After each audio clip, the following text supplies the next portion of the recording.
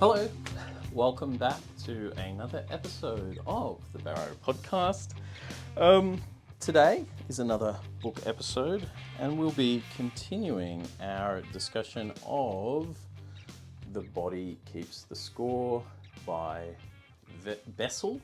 I know I said Bessel van der Kolk, the New York Times best-selling Mind, Brain and Body in the Transformation of Trauma.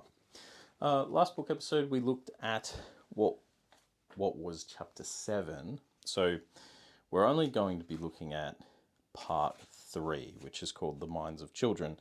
So last time we looked at chapter 7, Getting on the Same Wavelength, Attachment and Attunement. Today we're going to be looking at chapters 8 and 9. So chapter 8 is titled Trapped in Relationships, The Cost of Abuse and Neglect. And chapter 9 is titled What's Love Got to Do with It? So here we go, continuing on our merry way with The Body Keeps the Score. You've made a lot of notes. I have made a lot of notes, but there's a lot to sort of keep track of in this one, I feel like. But like the big takeaway, I guess, today that, I don't know whether we'll work through the notes, but like the notion that trauma, can change the body even at like a cellular level. That it's really that ingrained. Inside. Internally, I mean. Yeah, I know what you mean. So it's not just displaying behaviours. It's you can't help those behaviours because of the makeup. Body. So like traumatic events aren't just like changing how you, as you say, how you behave, how you react, but they're actually changing like your brain chemistry and your biological body, potentially. Well, that's right. So, how do you overcome that? That explains people's long periods of not fitting into society. Yeah, absolutely. Like, I've heard different things, I think a lot is made of kind of like genetic and hereditary mental illness and all this sort of stuff. I think in one of the later chapters, he kind of, he suggests that might not be the case. I wouldn't say he debunks that necessarily, but I've also heard of like something I was interested in, and I don't know how true this is, so don't sort of quote me, but that trauma could be passed on. So when we talk about intergenerational trauma, it could be like, you're part of a minority group perhaps that have been treated a particular way, and so now you have high proportions of diabetes or mental illness within So it's your part community. of your DNA. It's been passed on. Yeah.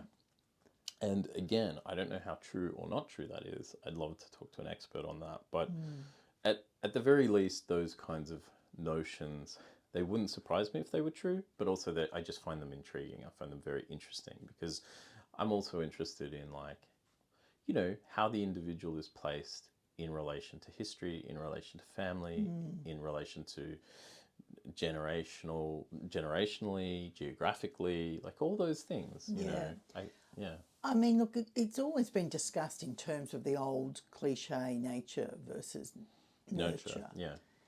But this book goes deeper than that. Absolutely. It's not that simple. No, absolutely.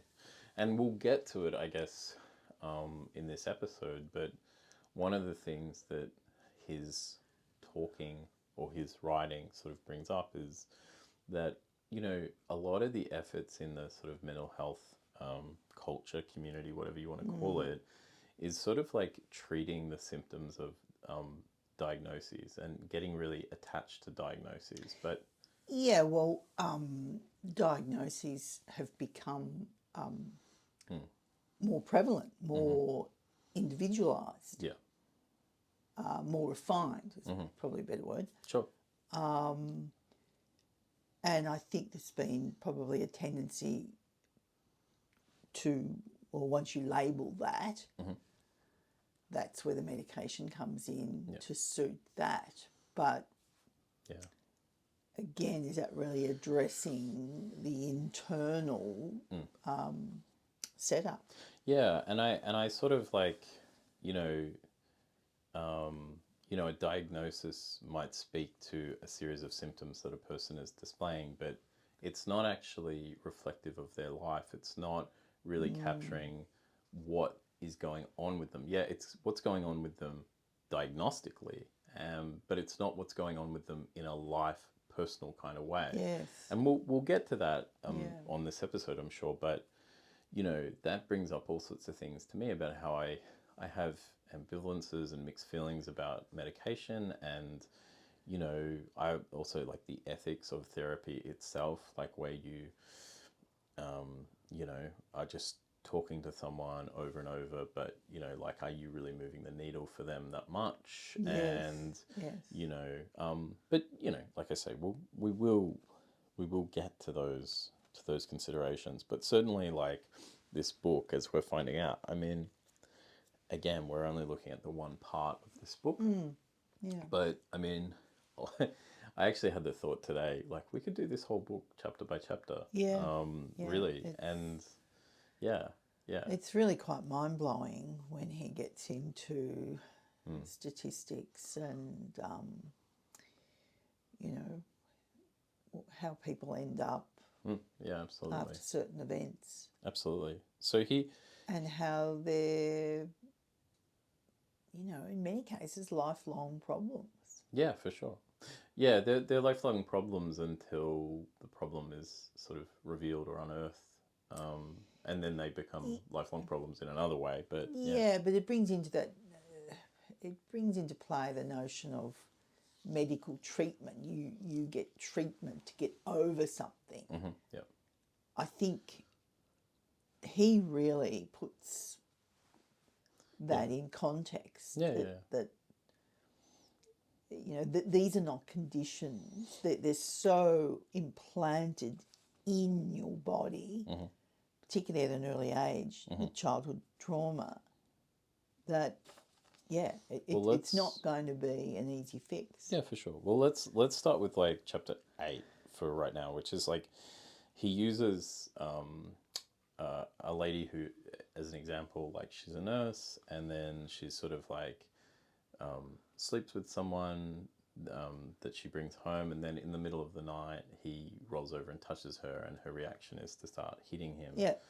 And she has all this suppressed trauma that she ends up, finding out later that she's I think an incest survivor. And that has been just so suppressed. Yeah, but the way that the relationship between kind of like sexual abuse and self-image. So some notes that I made was like, when sex is treated in a family environment with disgust, it can rearrange your inner map, and yourself that you create can then be marked by contempt and humiliation, which then leads to a failure to protest when or if you are mistreated, because you already have self-contempt and a feeling of humiliation. And, the way that this can sort of play out, where it's like you end up in situations where you are mistreated, or otherwise you are also suspicious of people and their motives when they're being kind to you, because your self-narrative is that you are disgusting, unworthy, and all sorts of things. But that brought up a lot of things for me, like my self-map. Yes. Yeah. And I suppose the atmosphere or the culture in the family as it related to sex. Yeah, because that notion, there's a notion of suspicion around sexual activity. It's not treated as the norm. It's treated with disgust and wariness, and it's made almost perverse in some ways. Yeah, well, that's interesting, because that works for me as well. I was assuming that it did, while you mightn't articulate it, but you end up with feelings of discomfort around what really is a normal part of growing up and working things out. And I mean, I think that's obviously played out for me, because you've got that in the family, and there was always discussion about outliers. Well, there was a pregnancy that we didn't talk about, and in terms like that. And so, does it explain my complete discomfort with boys? I mean, primary school I was mixing, as all kids were. Sure. Then I went to a girls' school. Sure. And then my dealing with boys were just minimal, and that's at the same time that you're coming into puberty and trying to work those things out. Yeah, I guess like I was sort of more asking you like, what is your self map in relation to sex? Like, do you experience contempt and humiliation as a sexual entity? Yeah, probably. Right. Yeah. I mean, I certainly do. Yeah. Yeah. And I would say that comes from an atmosphere where there was a lot of stink put onto sex. I think that's the best way I can describe it, is that sex was made out to be disgusting, conspiratorial, like kind of shady. Yeah, when you say that, there weren't... There's not specific messaging, but it is in there. What do you mean there's not specific messaging? Well, you're not sat down and told things. Well, you're not sat down and told anything. That's right. That would be part of the messaging. Yeah. That it's not discussed in a healthy or productive way, to the point that it's not discussed at all and made into a very secretive issue. It's something separate from life itself. Yeah. And then I would say that was then doubled down and tripled and times 10 for me, with my father's desertion, then his sexuality and some of the facts of his pursuit of sex being known to me, and then a very, very I don't know the best word for it, but your mother certainly made quite a to-do of sex in relation to my father. But then there was also my father's expressions of himself as a sexual entity that made me uncomfortable as a child, by wearing very revealing clothing and going through a phase where he was overtly and sexualized, which created a difficult atmosphere for me. So there was sort of a coldness and a rigidity, and then a kind of bouncing off the walls, extroversion, and then there was, for me, 37 years of my mother not having a single relationship with anybody. I mean... Yeah, and also the poking and prodding of both of us in terms of presentation. Yeah, your mother... I don't want to get really into your mother on this episode. I just want to talk generally. But there was this...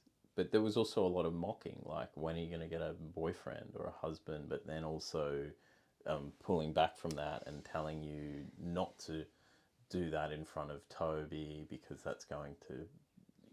Mum, like... Yeah. It's funny to me that your reaction. It's funny, we go into record sometimes and I'm like, she's going to be so on the same page with me today. It's going to be so easy. And then I bring this up and suddenly you go, oh, I guess there was no real messaging. I'm like, what are you saying? No, I didn't mean it like that. Yes,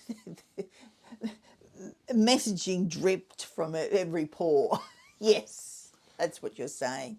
Well, and when you're saying it like that, where it was closed doors after my marriage ended, yeah, and that was the underlying message. Well,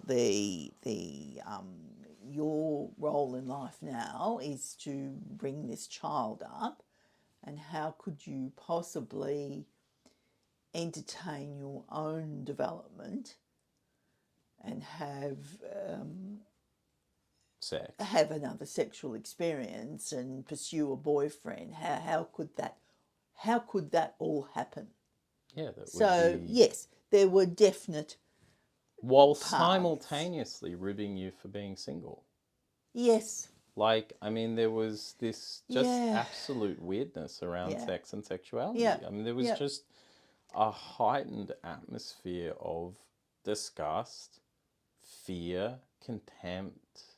It was all perverse. You know, it was never not commented on if a couple was displaying physical affection for one another. You know, it was always inappropriate.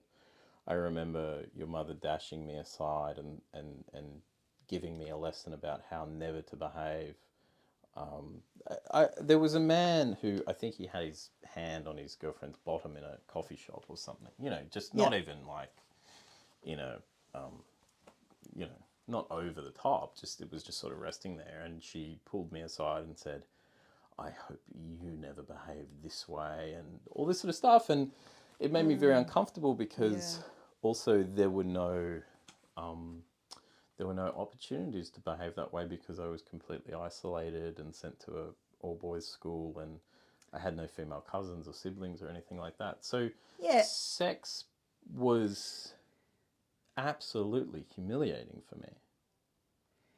Yeah, but in that way, they made that so for me. I remember just having a normal conversation on one of those family holidays. Yeah. With On another man. several occasions. I'm thinking of a particular occasion, and boy, was I getting the message, you know, you're going a little bit too far here. We were having dinner. You were talking to someone. We were having dinner together. It was a group thing, and we were having a few drinks, or maybe pre-dinner. Mum's describing a dinner table situation where we were on a family holiday with an organised portion of it was like a group holiday, like a bus or something. We're having dinner with the group. Mum happens to sit opposite or next to a man and enjoys the conversation. Yeah. And she is scolded for that alone. Yeah. What sort of message are you sending to your son? Basically, you're being called a slut for having a conversation with a man. Yeah, and that's your despair with me, because I can't understand how you can downplay any of this. It's so crazy. No, I don't mean to be downplaying it, but on one level, I've so accepted it, and then on another level, wow, I can point to this and that. Yeah. Yeah. I didn't think this would be a sticking point. I thought you would have just said, yeah, like I feel absolutely weird about sex, and we could just roll from there. Okay, let's roll on. Well, I mean, is it not the... Okay, actually, let's get this on record. When I started this project with you forever ago, I said the core dysfunction of the family is sex. And you looked at me like I was insane. And I would say your core dysfunction, the core dysfunction of the culture in the family, the core dysfunction of my life has been sex. Yeah. Right? Yep. And like the idea that it wasn't potentially the biggest issue and the biggest elephant in the room always is just I'm at a loss if you can't see that. Yeah. You know? Yeah. Well, I'm agreeing with you. Sure. I mean, yeah, okay. I want to move on from that. But, you know, on the nature of sexual abuse, there was something that came up, and you had these sort of things about if you don't verbalize it, then it can't really have happened. And then you were saying, you know, you were responding to the woman used as an example in this book, experiencing flashbacks. And is this real? Especially if your caregiver is your abuser, then there's this dissociation and this. Yeah, and you talk about that dissociation when you were in environments that you were afraid of. Yeah, absolutely. And what I meant there with verbalisation, there was a time when, you know, people couldn't believe, or this family anyway, couldn't believe that things could be secretive, because if there was a problem, you'd verbalise it. So, you know, like non-understanding of that. Well, there's this kind of stigma with trauma, and particularly trauma of a sexual nature, where it's like, you know, it ends up in that category of, I guess, like victim blaming, where it's like, if that really happened, you would have said so at the time. And it's like, well, no, because every fibre of my being and the entire culture around me and the expectations of every individual around me is not to say anything at the time. So after I've suppressed it for 30 years and now I'm not doing well and I'm telling you, instead of saying, gee, that's horrible, let's talk about it, your response is, no, it couldn't have possibly happened because you didn't say so 30 years ago. And so the stage is really set for you to fail.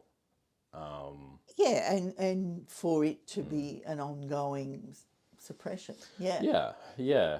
And certainly those snippets and those flashbacks and I mean that's all stuff I've experienced where for a period of my life, and again, like we're getting there when we get onto my story, but like there was a period of my life sort of in my late 20s where it's like I could not deal with a day because of the amount of imagery and thoughts and racing kind of stuff that would just flash through my mind. Like it was constant. It was like this waking nightmare, which is what sort of drove me into drinking, because I would just drink to numb myself.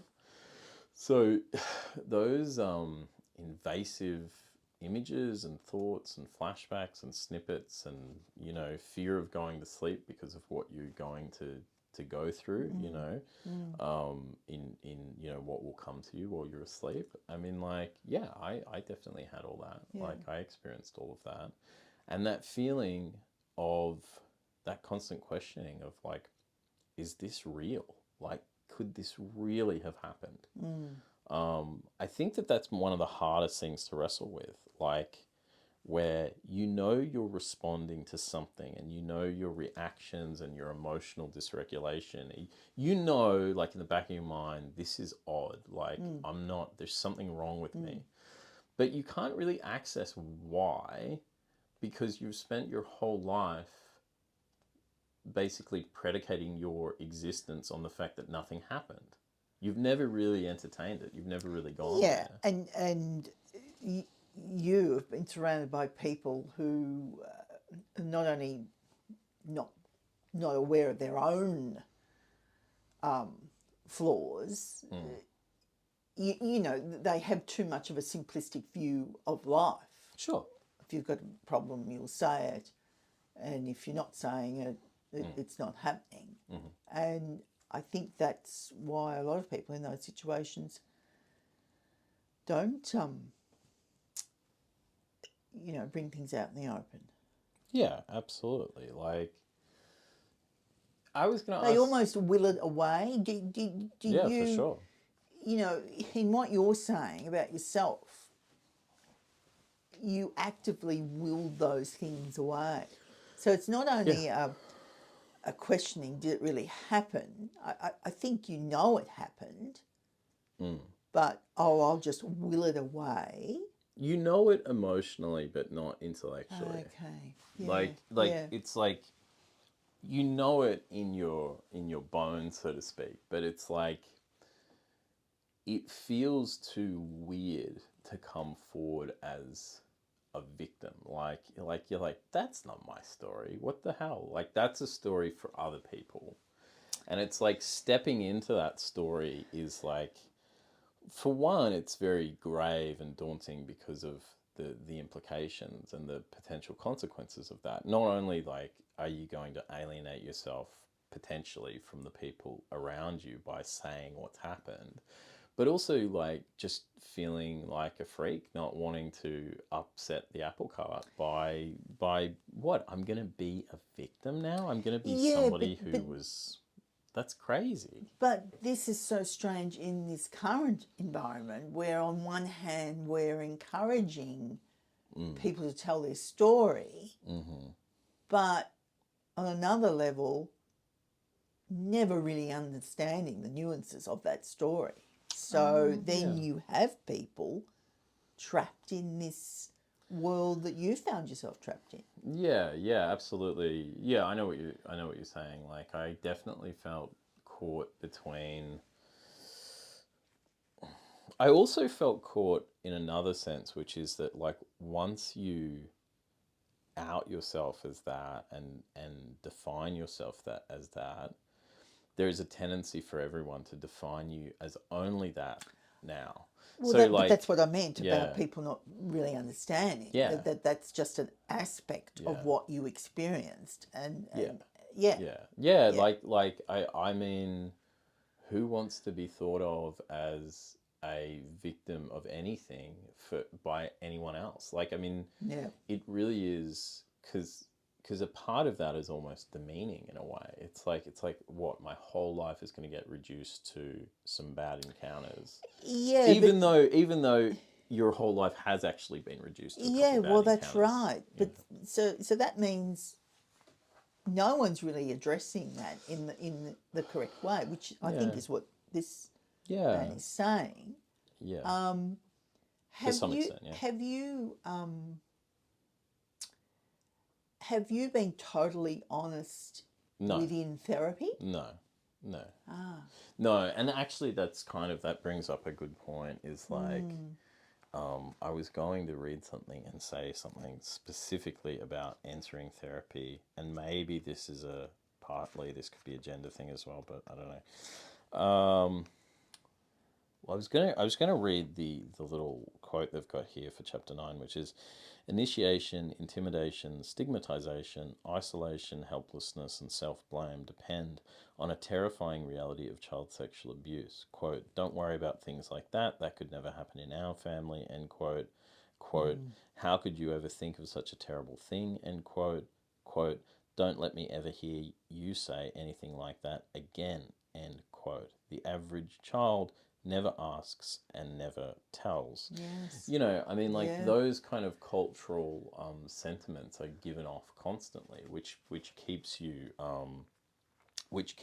suppressed and silent and trapped in those experiences. Actually, yeah, absolutely. But so it's funny what you just asked me about, like, have I ever been fully honest with in therapy? The answer is no.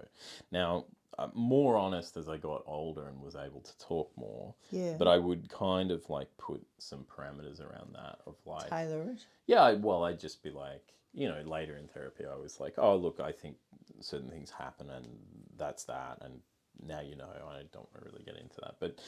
But it's interesting, like, I always had this belief, like, that it was my psych's job to solve or crack me. So the psych will eventually guess right. Get to it. They'll eventually guess correctly, but I will never tell them because I will never have to tell them. So I kind of went to therapy hoping that they would be like a Sherlock Holmes in my mind. But they would simultaneously find out and get it. Yeah. But they'd uncover it for me. Like, I could not bring myself to draw that out myself. Okay. Yeah. And certainly for many of the earliest years that I was in therapy, I just lied, or I just didn't tell the truth. Now, I don't mean lied like I told crazy stories. I don't mean that. No, I just didn't tell the truth. It was more omission. Yeah. Yeah, it was omission. Yeah. Yeah, and it's like that is not how therapy works. The therapist can only work with the material that they're given by the client. But it's interesting, like, and I think about this all the time. I'm like, there must be a phenomenon in therapy of the most traumatized people, or you know, people who have trauma, go to therapy hoping that the therapist will unlock it for them without them having to say, but also sort of playing games with the therapist and kind of like playing almost like keepings off. And I did that for many years. Yeah. I sort of was playing games with my therapist rather than using them, because when you come from that sort of background, you are not conditioned to speak anyway. It doesn't matter that you're in therapy. You're with another person and you are withholding this information. You're not letting anyone get to it. That's right. So Because there's a certain narrative, family narrative, that we're all right. yeah. Yeah. And then, of course, underlying that was you never had an opportunity for counselling from a small child to a teenager to... Yeah, so like talking Yeah. about anything was a complete betrayal of the family narrative. but it was a total outlier thing to do. Yeah. Like, I don't talk. That's who I am. Yep. Is someone who doesn't talk. Yep. And like a therapist is more of a stranger than the people I already don't talk to. So what? I'm going to give you information? Like, that's just never going to happen. Yes. So no, I was never particularly honest. But yeah, like, you know, there's some talk about this, which is like, you know, I think addressing psychiatric diagnoses in this book, like, you're dealing with a diagnosis, but you're not, again, like, you're not dealing with the life. And that's interesting to me. I highlighted a couple of things on page 140 and 141. Let me get there. Yeah, so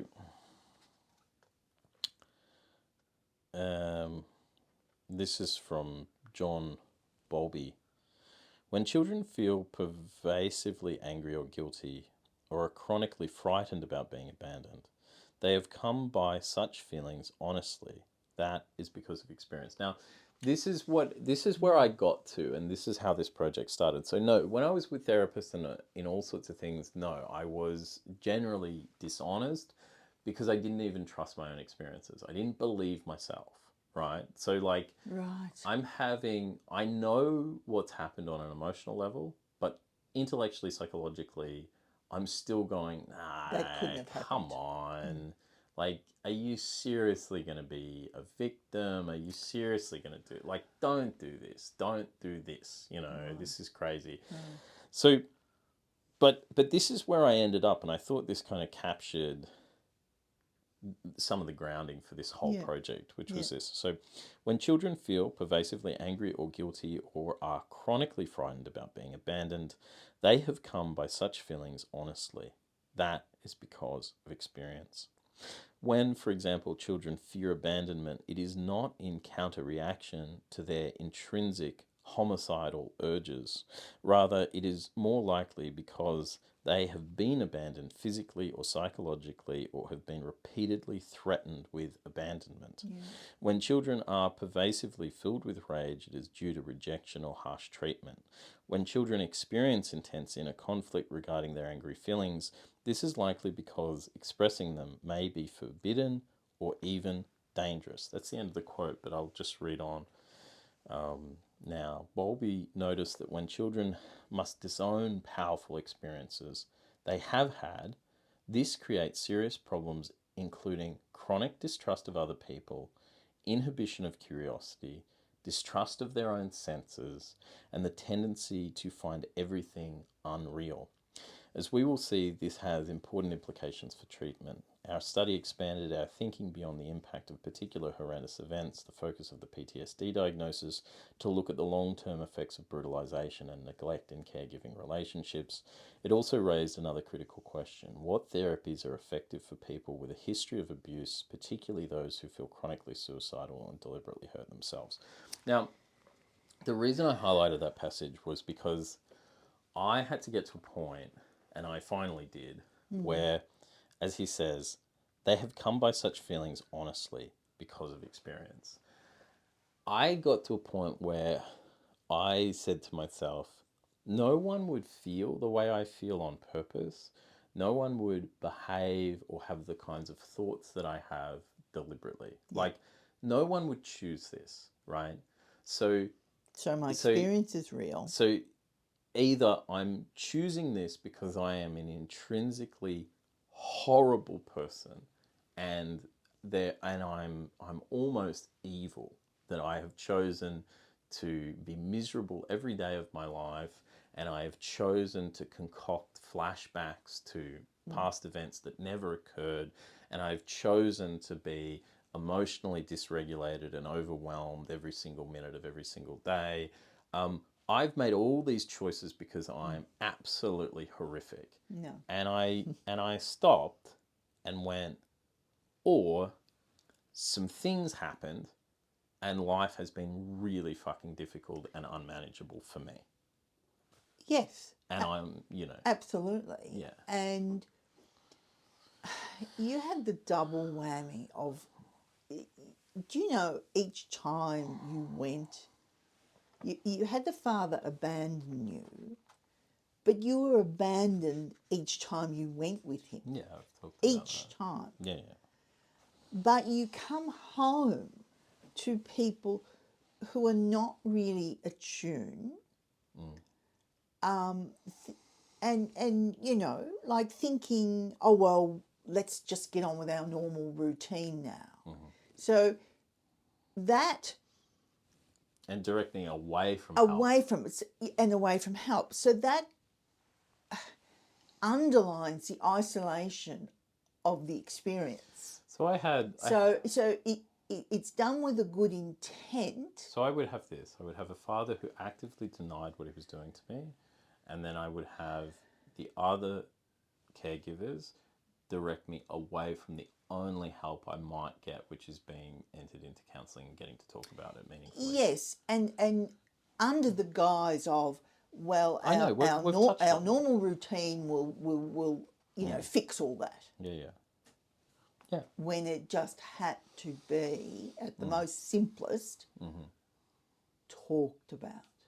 Yeah, on the simplest level, like just some acknowledgement that this was a really odd and difficult situation, and I was going to need to learn some tools in order to cope with it. So I ended up being deprived of learning any coping mechanisms. Yes, and so it magnifies as the older you get until it blows up for you. So it became unmanageable. And so because none of those coping mechanisms or tools and resources were taught to me or learned, a lot of it was paved over or papered over with, excessive sort of displays of material affection. So like, we'll buy you a gift. And I'm sort of thinking, I don't want any more gifts. I really want to stop living the way I'm living. Like, I want things to stop. I don't want more stuff. But, again, we'll get there. But like, that is the grounding for this project was, and I've said to you, I've encouraged you to work backwards in your life. I'm like, you don't end up in the position that you and I ended up unless things were wrong. And wrong, I don't mean, how I mean that. But I'm like, well, unless things were real. You don't end up here for because you're either going to blame yourself and say, I'm here totally on my own accord because there's something just fundamentally wrong with me, or there's something fundamentally wrong with me because something occurred.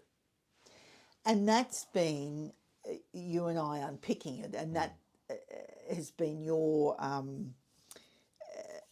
impatience with me. Yeah.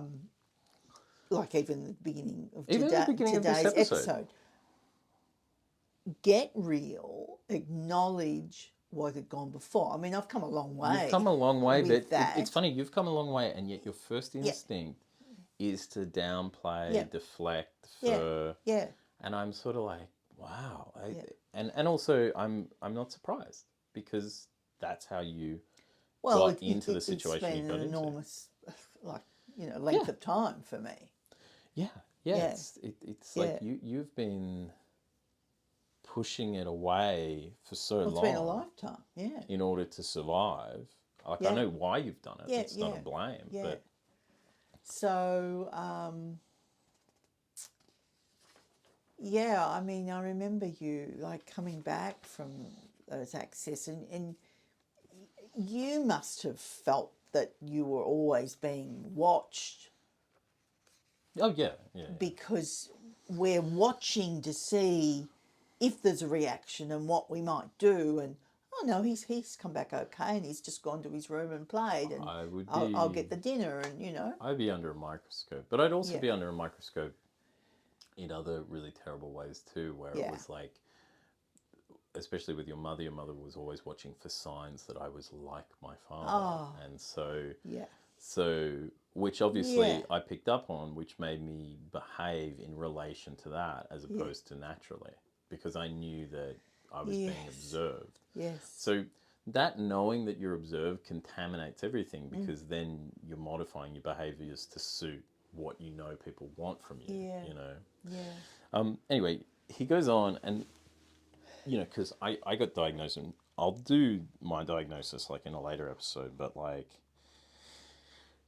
I've already said what I got diagnosed with before, but complex PTSD was one of the things. And these guys were trying to make a case for complex PTSD. Yes. And I just thought it was interesting to read, like, some of the stuff here. It was like talking about the DSM and, like, diagnostic criteria and all that sort of stuff. Each major diagnosis in the DSM had a work group responsible for suggesting revisions for the new edition. I presented the results of the field trial to our DSM-V for PTSD work group, and we voted 19-2 to create a new trauma diagnosis for victims of interpersonal trauma, disorders of extreme stress not otherwise specified, or complex PTSD. Okay, so just think about what that is. Complex PTSD is a trauma diagnosis for victims of interpersonal trauma. So that ongoing within the family stuff, right? So complex PTSD. We then eagerly anticipated the publication of the DSM-V in May of 1994, but much to our surprise, the diagnosis that our work group had overwhelmingly approved did not appear in the final product. None of us had been consulted. This was a tragic exclusion. It meant that large numbers of patients could not be accurately diagnosed, and that clinicians and researchers would be unable to scientifically develop appropriate treatments for them. You cannot develop a treatment for a condition that does not exist. Not having a diagnosis now confronts therapists with a serious dilemma. How do we treat people who are coping with the fallout of abuse, betrayal, and abandonment when we are forced to diagnose them with depression, panic disorder, bipolar illness, or borderline personality, which do not really address what they are coping with? The consequences of caretaker abuse and neglect are vastly more common and complex than the impact of hurricanes or motor vehicle accidents, yet the decision makers who determined the shape of our diagnostic system decided not to recognise this evidence. To this day, after 20 years and 4 subsequent revisions, the DSM and the entire system based on it fail victims of child abuse and neglect, just as they ignored the plight of veterans before PTSD was introduced back in 1980. And look, I guess, there's a simultaneous like wariness of diagnoses and diagnostic criteria within this book, while also, like, I think he has a really fair-handed middle ground approach, which is like, hey, it's important. You need these things, but hey, don't get lost in them either. But he comes up with this wonderful question sort of after this, which is, And again, this is the sort of the foundation for what we're doing here, which is that kind of like work backwards. Yes. And that working backwards is also like the center for compassion and empathy, right? So he asked this really simple question. How do you turn a newborn baby with all its promise and infinite capacities into a 30-year-old homeless drunk? And I just want to read that one more time because that absolutely knocked me out, right? How do you turn a newborn baby with all its promise and infinite capacities into a 30-year-old homeless drunk? How does a person get there? Yeah. How do you end up there? And how do you end up so dysfunctional? And my maturity that finally kicked in was to say, not by accident. It happens because of experience, because something occurred.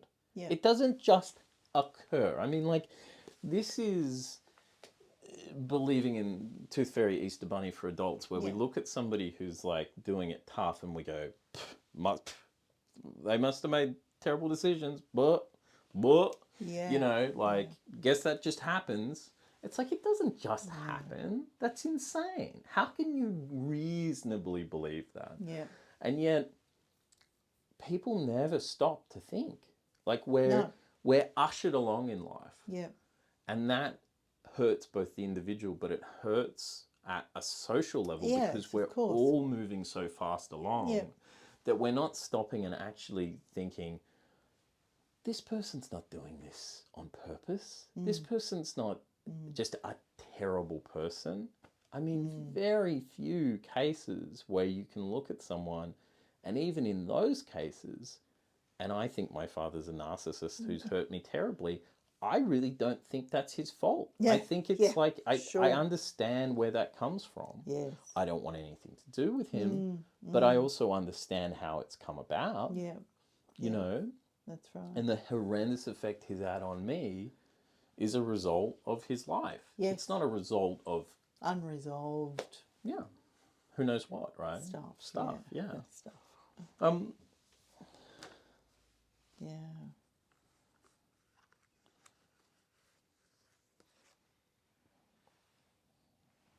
Yeah, and it underlines that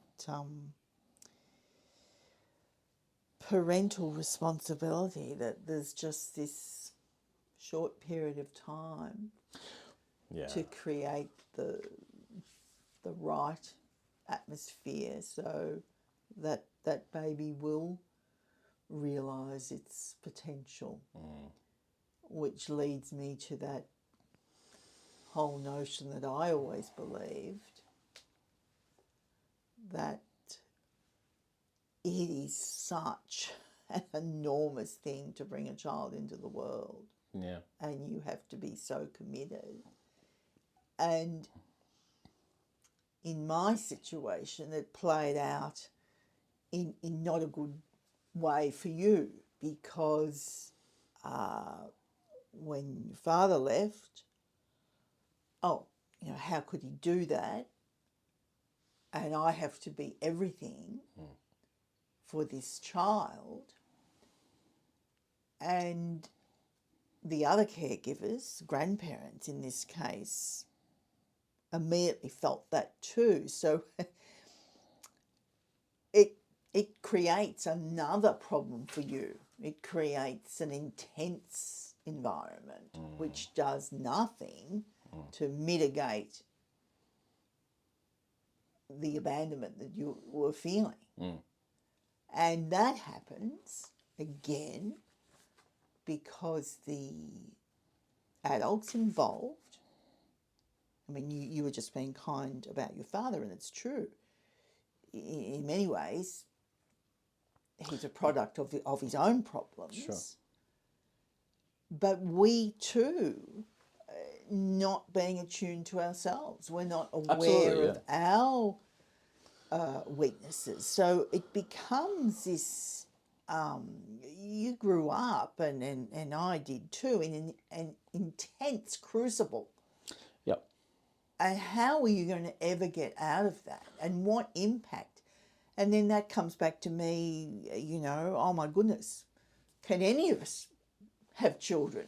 There has to be a degree of perfection. Yeah, you know, well, which human beings are not. Are not. Yeah, they're fundamentally imperfect. Yeah. Right. So it's like, yeah, I know. It's sort of, you get into this, and then it starts to become. It's almost like you're traumatized by the the potential of it. for things to go wrong, and it's sort of like, but I guess it also brings up this other thing of like, around, say, forgiveness is like, what what allowances, given that people aren't perfect, and given that we can trace things back, we can look at somebody and see their behavior and say, well, that person's behaving because of something's wrong. Then what sort of concessions and allowances is it reasonable to make? Like for me, with my father, I stopped talking to him at about sort of 19, 20, and I thought, well, eventually he'll reach out, he'll send an email to me, and he'll say, look, I'm really sorry, blah, blah, blah, and I'll be able to mend that relationship. That didn't happen, and, about 15 years down the road, I had him reaching out, trying to sabotage my career and saying that I'm a hateful, underhanded person and that he's still the victim. And I go, well, that's the line. Like, that's the limit. Yeah. Like, I don't forgive you now. Like, and, like, we're past the point. Of fixing this thing up. So that's done. Yeah, that's that. So, but I guess, the question becomes in like, what other aspects of life, like how much forgiveness can you provide? And that comes to our family. Absolutely, yeah. And the family narrative, oh, well, that's who we are, and whatever happens in-house is unconditional love, and so on and so on. That's all very well as a overarching narrative, but how true is that, and how much intent is there? Yeah. And it comes to people who are just not aware. Now, that's not their fault either. No. No, yeah, and I guess that's... But they're not intuitive. That's a personal decision, right? Like, how much are you willing to tolerate? Because, I mean, like, how common or how rare is something like domestic violence or adverse experiences in childhood and adolescence? Well, how common or rare is trauma? It seems that it's pretty common, right? So you take that into account, you take into the fact that no one's perfect, and you take into account also the kind of knock-on effect that trauma has. Like, well, that person's traumatized and they've traumatized me and blah, blah, blah, blah. Yeah. But it's sort of like, well, maybe, I guess, I was also thinking maybe some of the language around how we talk about this isn't so great, because we still have a tendency to point at behaviors and blow them up and say, this person's a monster because they did this or that. I'm sort of like, look, in a way, you almost have to.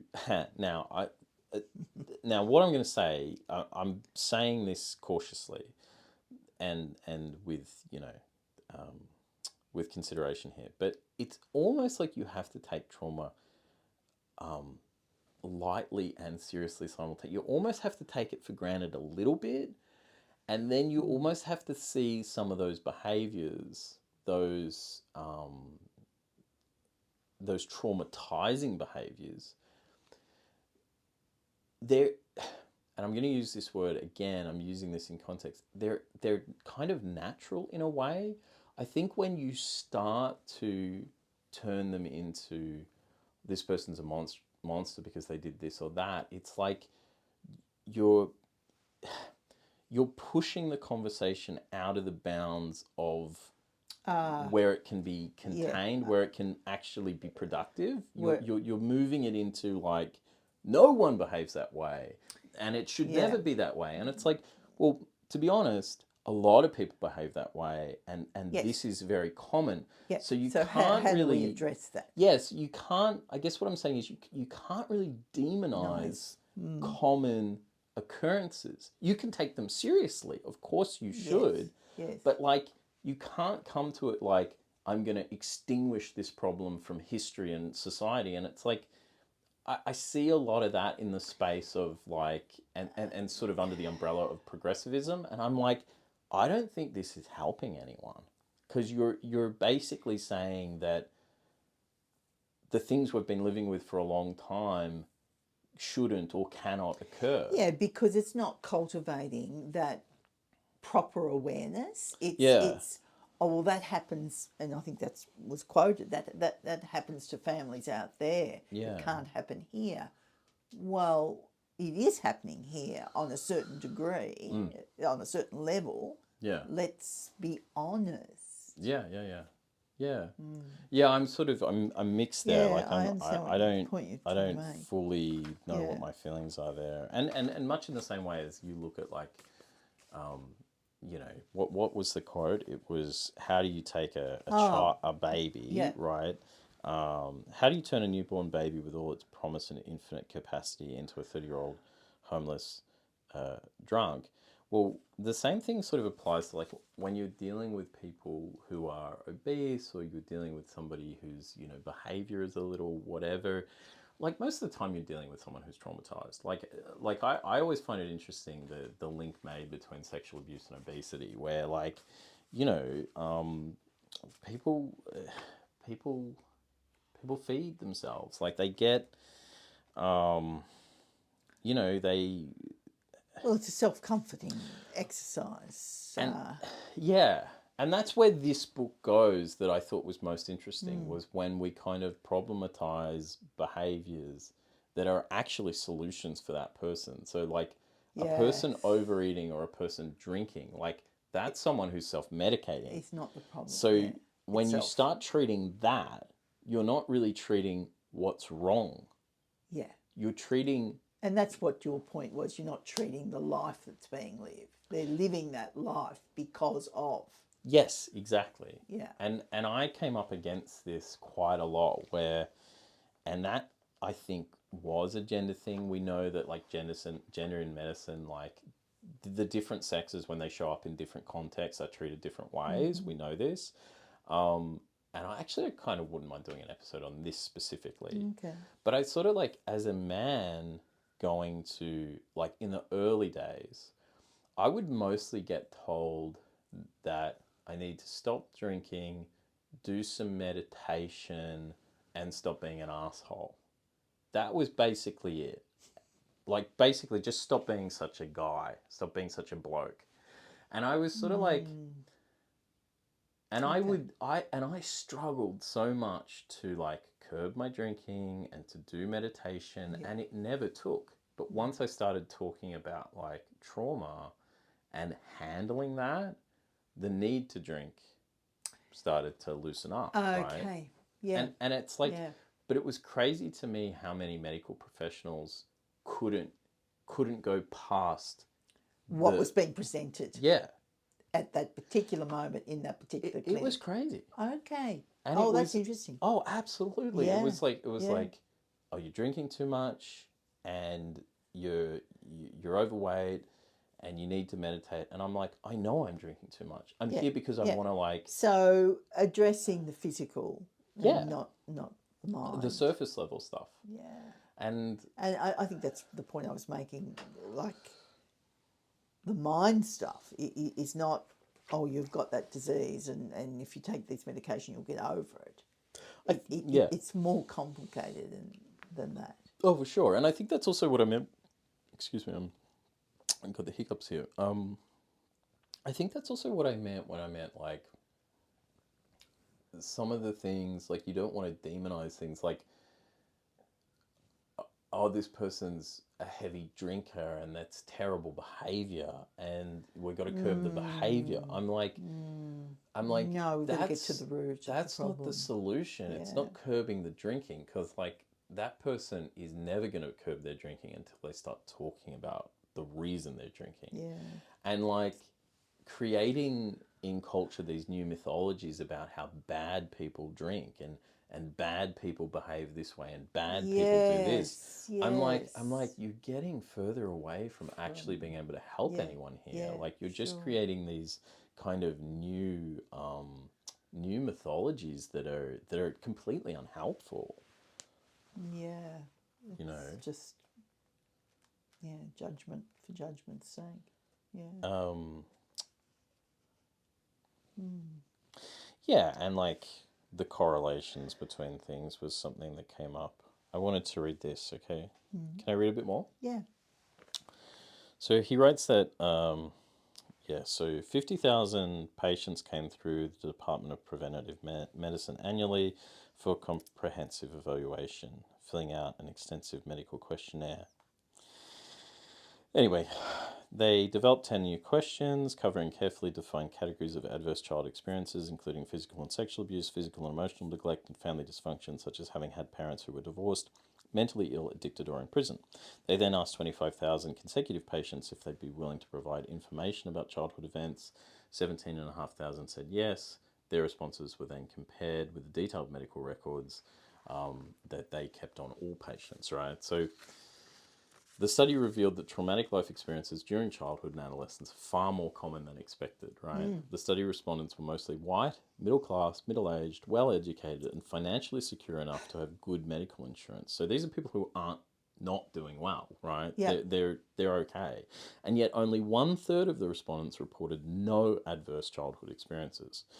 Here are some of the stats. 1 out of 10 individuals responded yes to the question, did a parent or other adult in the household often or very often swear at you, insult you, or put you down? Now, that would be a yes for us. Yes.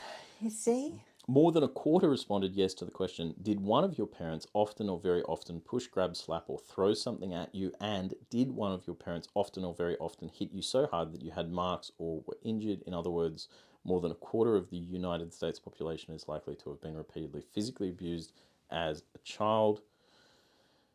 To the questions, did an adult or person at least 5 years older ever have you touch their body in a sexual way, and did an adult or person at least 5 years older ever attempt oral, anal, or vaginal intercourse with you? 28% of women and 16% of men responded affirmatively. 1 in 8 people responded positively to the questions. As a child, did you witness your mother sometimes, often, or very often pushed, grabbed, slapped, or had something thrown at her? And as a child, did you witness your mother sometimes, often, or very often kicked, bitten, hit with a fist, or hit with something hard? So each yes answer was scored as 1 point, leading to a possible score ranging from 0 to 10. For example, a person who experienced frequent verbal abuse, who had an alcoholic mother, and whose parents divorced would have a score of 3. Of the 2/3 of respondents who reported an adverse experience, 87% scored 2 or more. 1 in 6 of all respondents had a score of 4 or higher.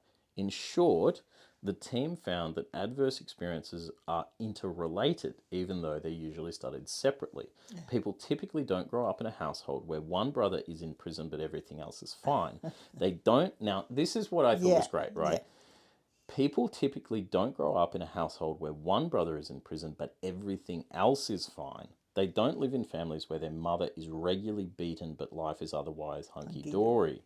Incidents of abuse are never standalone events, and for each additional adverse experience reported, the toll in later damage increases. Now, this again is that kind of working backwards theory, where I'm like, I started to look at the family and look at life and say, well, in my case, and again, we'll get to it eventually, but I know I'm saying that a lot lately, but there's just so much to cover. But, you know, I know someone who's in jail, and I'm like, you know, if that's the case, whereas my father, for instance, was someone who always wanted to play everything off as a standalone. Well, that just happened once, and that's only that person, and that's got nothing to do with this, and da-da-da-da.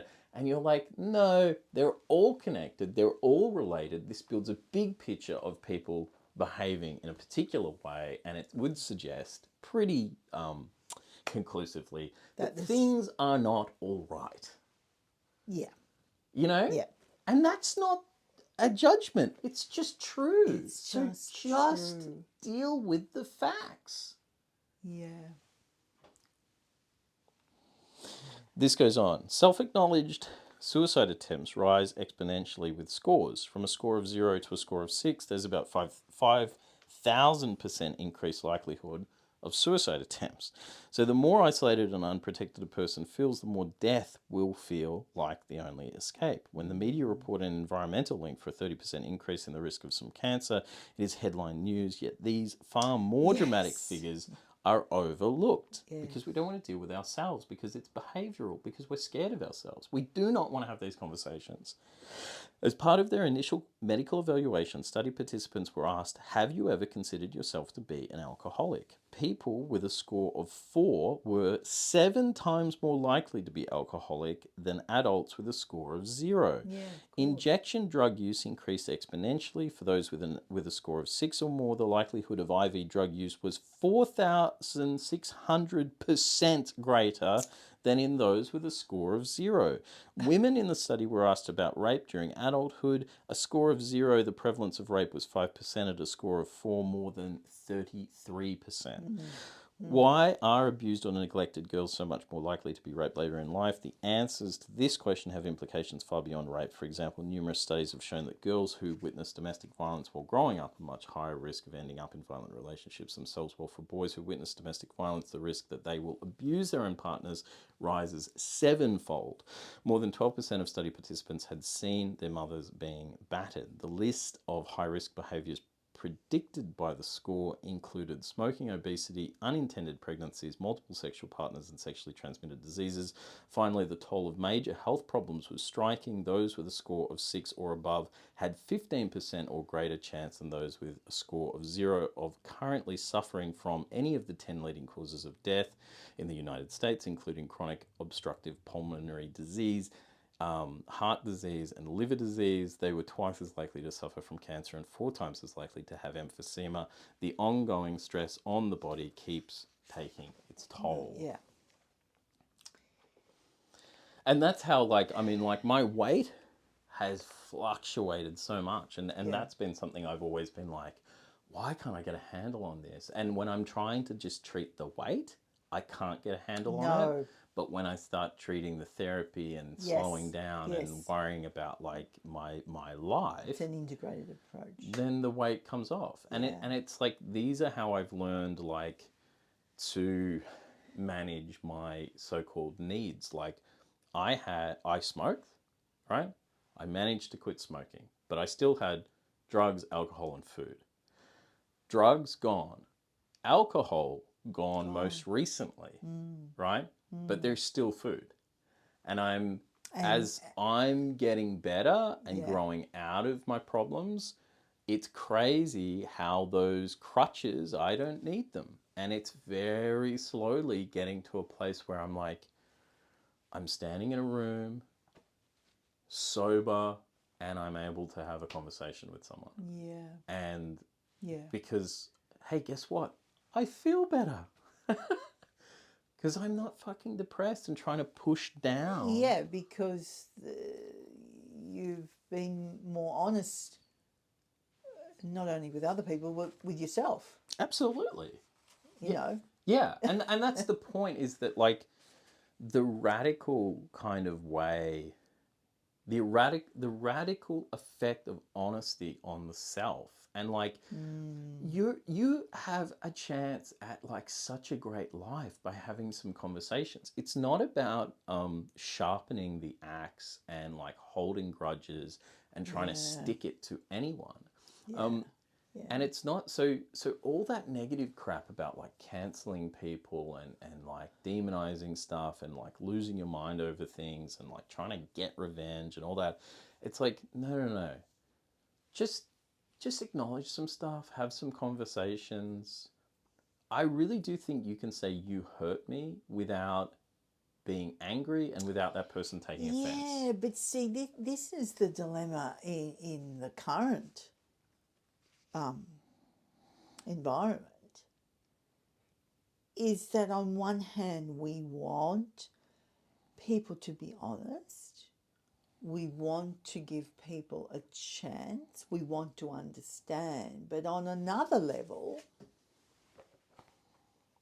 mistakes, and therefore the people who commit them, are absolutely demonised to the nth degree. Yeah, it's become this weird thing where it's come out, be honest. Yeah. But well, we'll remember that little piece of information. Yeah. Yeah, I think, I mean, look, this goes to my great overall realization in life that if you want true change and you actually believe in progressivism, you have to park self-righteousness. You don't get to be right Yes, and yes. make the changes you want to see. You either get to make the changes and that's Well, it, or you get to be right and but nothing changes. well, we're But you not going. can't have both. Well, we're not going to make the appropriate changes in society if we keep on a high horse. No, and That's my wrong. conclusion that I've drawn about people is unflattering, but it's ultimately that people want to be right more than they want anything to change. Yeah, And sure. most of the people I see out there beating their chest and waving a flag, it is about them getting to be and exert their self-righteousness. It has nothing to do with the cause. And that's my experience. Like, most people who really want to work towards change aren't out there trying to promote themselves. You know, like they're really just like, man, I need to think more about that, and I can't judge, and I can't whatever. Like, I've got to Yes. park all that Yeah. stuff. Yeah. But to conclude, you know, it sort of brings up, I guess, like, in a lot of ways, you know, this idea of when problems are solutions. So the problematic drinking, eating, whatever is actually that person's solution for managing Yes. themselves. Yes. So when you treat the problem, you eliminate that person's solution. You don't actually help them. Yeah. So you've got to treat the whole. Yeah. So what are the implications there for like psychiatric medication? And obviously, look, I don't want to sort of like speak out of turn. There are people who are so significantly mentally ill, they need to be on these regimens of medications. I'm not saying like, I'm not doing you know, I'm not saying like tip your pills down the sink and Yeah. you know, just love yourself. Right? Like, that's not the solution either. But it did bring up this idea of like, are these medications that we're running towards, in some cases, a bit of a band-aid for a bullet wound? Like, are you, again, you're addressing the diagnostic criteria and the Yes. and the symptoms as Yep. opposed to the root cause. Now, medication has been for me absolutely necessary for periods of my life. I do feel, though, that I don't want to be on medication forever.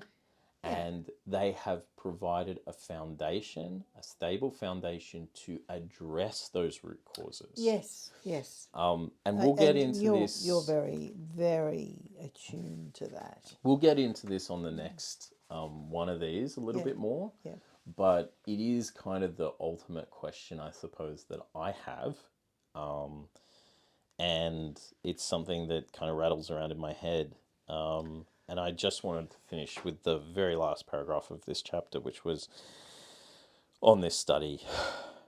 He basically says that child abuse is he's talking about America. He says our nation's largest public health problem, right?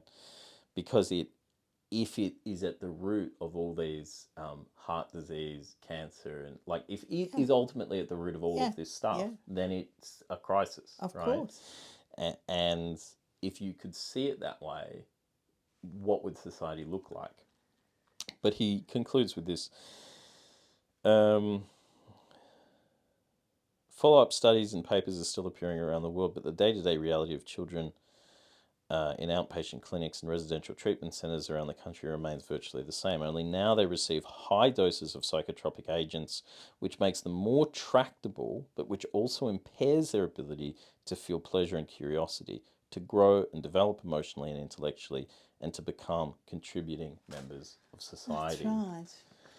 So I have to say that, you know, like, as time moves on here, and you know, as we've come to do this project, I was really insistent early on, and it's that foundation for this project, was that we are not doing a mental illness memoir. We are not telling a mental illness or a mental health story. We're telling a family story, which is about people and behavior and generations and history and context of place and culture. Okay, that is the stuff that really matters. That's the stuff that you live in. And I think that, you know, you got to be talking about that stuff as well when you're addressing mental health and wellness and all that sort of thing. Finally, well, that'll do for today. We've run really long here. We apologise, but there's a lot to cover. Yeah. We'll be back next week with continuation of my story. Until then, give us a follow, whether it's on Spotify, Apple Podcasts, or wherever you listen. And if you've got time, rate the show, give us a review. It really helps the algorithm find us, so we would appreciate that. See you next week. Bye.